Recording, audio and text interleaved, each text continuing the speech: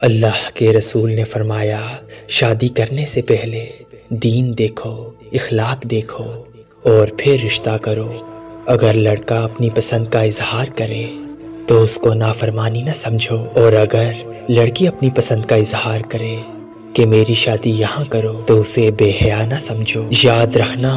جو انسان جو عورت کی رضامندی کے بغیر اس کی شادی کرتا ہے تو اللہ اس والدین پہ لعنت کرتا ہے، اور روز محشر اس انسان کو سخت عذاب کے ساتھ اٹھایا جائے گا۔ اور جو انسان اپنے بچوں کی شادی ان کی رضامندی کے ساتھ کرتا ہے تو اللہ ان والدین کو قبول شدہ حج کا ثواب عطا کرتا ہے،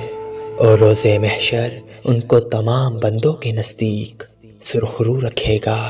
اللہ کے نزدیک افضل اعمال میں سے افضل عمل یہ ہے کہ انسان اپنے اولاد کی اچھی جگہ شادی کرے، اور اگر اولاد اپنی خواہش کا اظہار کرے تو ان کی خوشی کو حقیر نہ سمجھے، خوشی کو حقیر نہ سمجھے، ان کی خوشی کو حقیر نہ سمجھے۔